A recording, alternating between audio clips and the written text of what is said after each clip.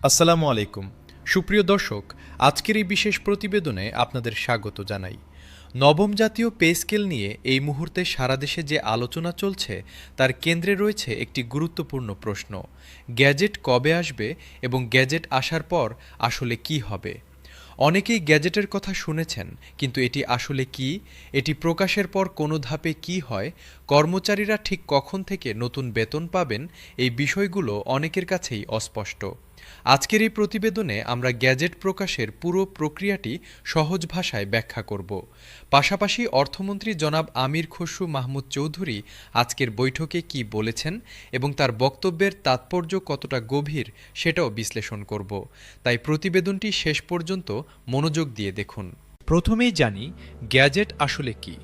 সরকারি গ্যাজেট হল বাংলাদেশ সরকারের একটি আনুষ্ঠানিক সরকারি দলিল বা প্রকাশনা, যেখানে সরকারের বিভিন্ন সিদ্ধান্ত, আইন, বিধিমালা ও নীতি আনুষ্ঠানিকভাবে প্রকাশিত হয়। যতক্ষণ কোনো সিদ্ধান্ত গ্যাজেটে প্রকাশিত না হয় ততক্ষণ সেটি আইনগতভাবে কার্যকর হয় না। অর্থাৎ প্রধানমন্ত্রী বা অর্থমন্ত্রী মৌখিকভাবে যা ঘোষণা করুন না কেন, সেটা তখনই কার্যকর হবে যখন গ্যাজেটে প্রকাশিত হবে। নবম পে স্কেলের ক্ষেত্রে এই গ্যাজেটটি হবে একটি বিশেষ সরকারি গ্যাজেট, যেখানে নতুন বেতন কাঠামোর প্রতিটি বিবরণ থাকবে। কোন গ্রেডে কত বেতন, কোন পদে কোন গ্রেড, বাড়ি ভাড়া ভাতা কত, চিকিৎসা ভাতা কত, সিলেকশন গ্রেড ও টাইম স্কেলের নিয়মাবলী সবকিছু এই গ্যাজেটে সুস্পষ্টভাবে উল্লেখ থাকবে। এই গ্যাজেটটিই হবে নবম পে স্কেলের আইনগত ভিত্তি। এখন আসি অর্থমন্ত্রী জনাব আমির খসরু মাহমুদ চৌধুরীর বক্তব্যে। আজকের বৈঠকে প্রধানমন্ত্রীর কঠোর নির্দেশনার পর অর্থমন্ত্রী তাৎক্ষণিকভাবে যা বলেছেন তা অত্যন্ত তাৎপর্যপূর্ণ।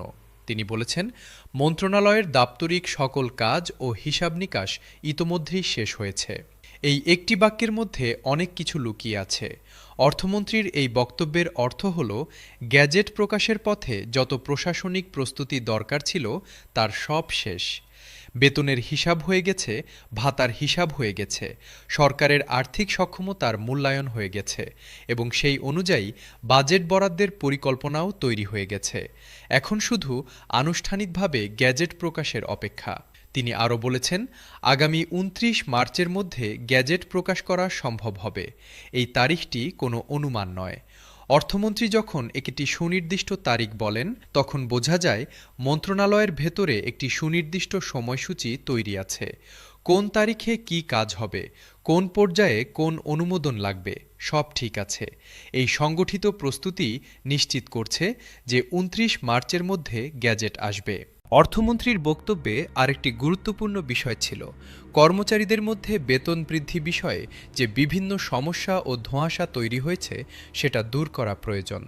এই স্বীকারোক্তি গুরুত্বপূর্ণ, কারণ এটি প্রমাণ করে যে সরকার জানে মাঠ পর্যায়ে কর্মচারীদের মধ্যে কতটা অনিশ্চয়তা বিরাজ করছে। গ্যাজেট প্রকাশিত হলে সেই ধোঁয়াশা কেটে যাবে এবং প্রতিটি কর্মচারী জানতে পারবেন তার নির্দিষ্ট বেতন কত হবে। এখন প্রশ্ন হল, গ্যাজেট প্রকাশের পর কি কি ধাপ পার করতে হয় এবং কর্মচারীরা ঠিক কখন থেকে নতুন বেতন পাবেন? এই বিষয়টি অনেকের কাছেই অস্পষ্ট, তাই বিস্তারিত বলা দরকার। গ্যাজেট প্রকাশের পর প্রথম ধাপ হল অর্থ মন্ত্রণালয় থেকে একটি সার্কুলার জারি করা।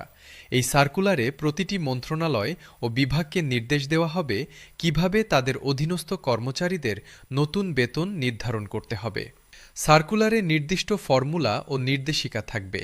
দ্বিতীয় ধাপ হল প্রতিটি মন্ত্রণালয় ও বিভাগ তাদের কর্মচারীদের তালিকা তৈরি করবে এবং প্রতিটি কর্মচারীর বর্তমান গ্রেড, পদ ও বেতনের তথ্য সংগ্রহ করবে। তারপর নতুন গ্যাজেট অনুযায়ী প্রতিটি কর্মচারীর নতুন বেতন নির্ধারণ করবে।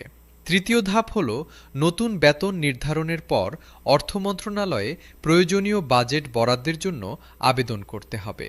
অর্থ মন্ত্রণালয় সেই বরাদ্দ অনুমোদন করার পর সংশ্লিষ্ট ব্যাংকের মাধ্যমে কর্মচারীদের বেতন পরিশোধ করা হবে।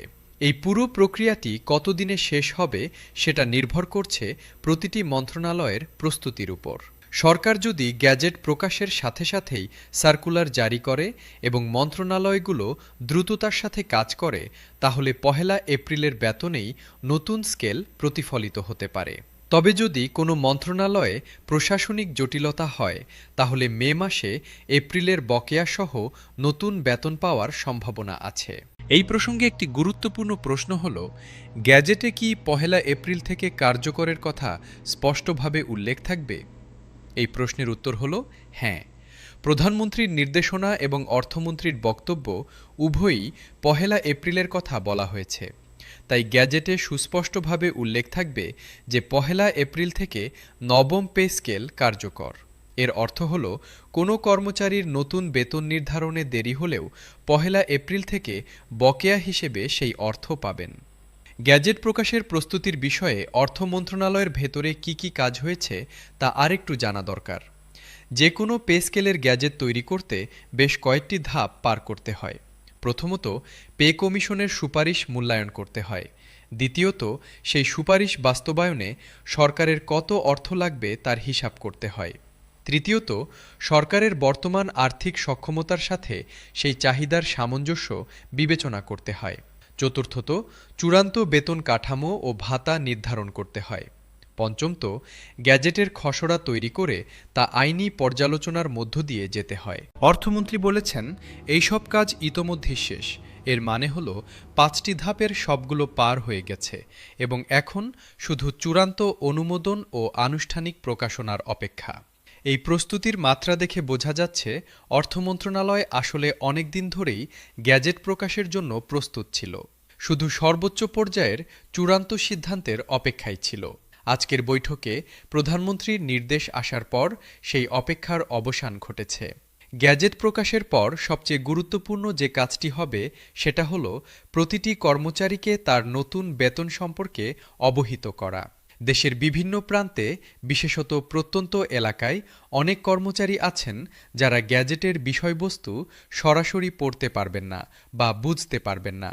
তাদের জন্য সহজ ভাষায় তথ্য প্রচার করা প্রয়োজন। সরকারের উচিত হবে জেলা ও উপজেলা পর্যায়ে বিশেষ তথ্য সভা আয়োজন করা, যেখানে কর্মচারীদের নতুন বেতন কাঠামো সম্পর্কে বিস্তারিত জানানো হবে। গ্যাজেট প্রকাশের পর আরেকটি বড় কাজ হবে সরকারের তথ্য প্রযুক্তি ব্যবস্থার সাথে নতুন বেতন কাঠামোর সমন্বয়। বর্তমানে সরকারের বেতন পরিশোধ ব্যবস্থা অনেকাংশেই ডিজিটাল। নতুন বেতন কাঠামো কার্যকর করতে হলে এই ডিজিটাল সিস্টেমে প্রয়োজনীয় পরিবর্তন আনতে হবে। এই কাজটি প্রযুক্তিগতভাবে জটিল হলেও সম্ভব এবং অর্থ মন্ত্রণালয় সম্ভবত এই বিষয়েও প্রস্তুতি নিয়ে রেখেছে। নবম পে স্কেল বাস্তবায়নে অর্থ মন্ত্রণালয়ের যে ভূমিকা তা অন্য সব মন্ত্রণালয় থেকে আলাদা, কারণ পে স্কেলের অর্থায়ন আসে রাষ্ট্রীয় কোষাগার থেকে এবং সেই কোষাগারের রক্ষক হল অর্থ মন্ত্রণালয়।